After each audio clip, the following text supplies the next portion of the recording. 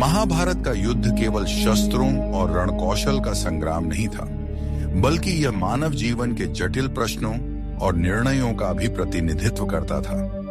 इसमें हर पात्र ने अपने अपने धर्म, कर्तव्य और निष्ठाओं के आधार पर निर्णय लिए, जिनमें से कई अत्यंत कठिन और पेचीदा थे। इन्हीं पात्रों में एक प्रमुख नाम था कर्ण, जो अपने जीवन भर संघर्ष करता रहा, अपनी पहचान, अपनी निष्ठा और अपने कर्तव्य के बीच। कर्ण का जीवन एक त्रासदी का प्रतीक था, जिसमें उसकी महानता और गलतियां एक साथ सामने आईं। जब कर्ण अपने जीवन के अंतिम क्षणों में था, तब भगवान कृष्ण के साथ हुआ उनका संवाद केवल एक योद्धा का अंत नहीं, बल्कि जीवन के गहरे सत्य को समझने की यात्रा थी। महाभारत के युद्ध के मैदान में कर्ण का अंतिम समय अत्यंत मार्मिक और विचारोत्तेजक था। वह युद्ध भूमि में अकेला पड़ा था।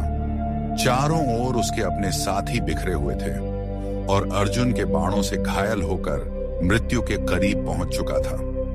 लेकिन इस क्षण में भी कर्ण का मन अपने जीवन की कठिनाइयों, अपने निर्णयों और अपने संघर्षों के बारे में सोच रहा था। यह वह क्षण था जब भगवान कृष्ण ने उसके पास आकर उससे बात की और उसके जीवन के महत्वपूर्ण पहलुओं को उजागर किया।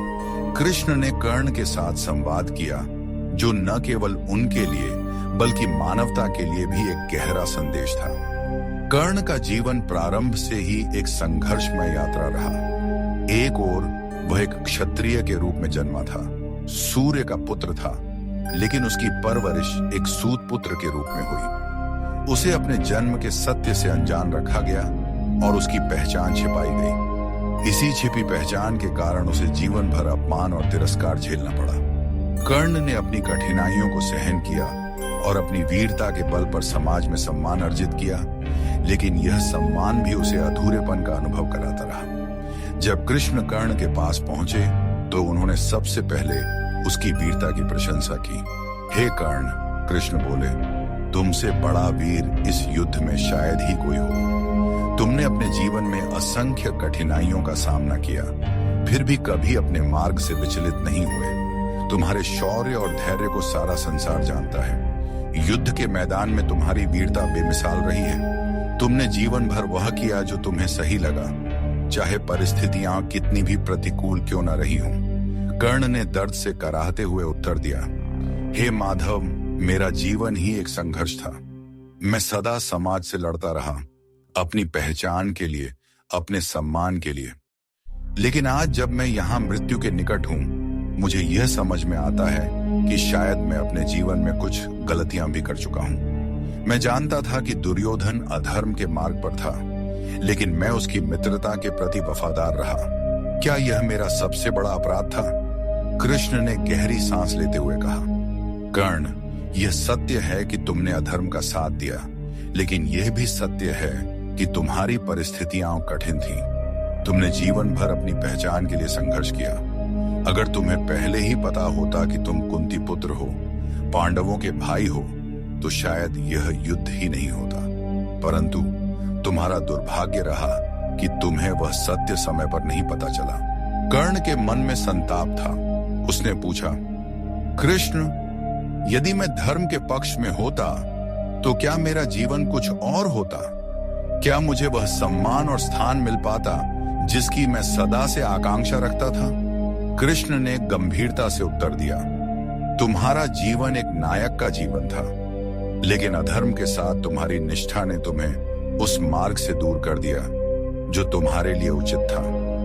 तुम्हारी वीरता, तुम्हारा दानशील हृदय और तुम्हारी निष्ठा, ये सभी तुम्हारे महान गुण हैं, लेकिन धर्म का साथ देना सबसे महत्वपूर्ण है। धर्म ही वह धुरी है जिस पर जीवन का सारा संतुलन टिका होता है। तुमने धर्म के स्थान पर मित्रता को चुना और इसी ने तुम्हें इस संघर्ष में डाल दिया। कर्ण के हृदय में यह सुनकर पीड़ा और बढ़ गई। उसने कहा, मुझे पता था कि मैं अधर्म के मार्ग पर था, लेकिन दुर्योधन ने मुझे तब अपनाया था जब संसार ने मुझे ठुकरा दिया था। मैं उसके प्रति अपने कर्तव्य से कैसे विमुख हो सकता था? कृष्ण ने कर्ण की इस पीड़ा को समझा। उन्होंने कहा, तुम्हारी मित्रता, तुम्हारी निष्ठा सराहनीय है। दुर्योधन ने तुम्हें अपना मित्र माना और तुमने उसके प्रति अपनी मित्रता को सर्वोच्च स्थान दिया।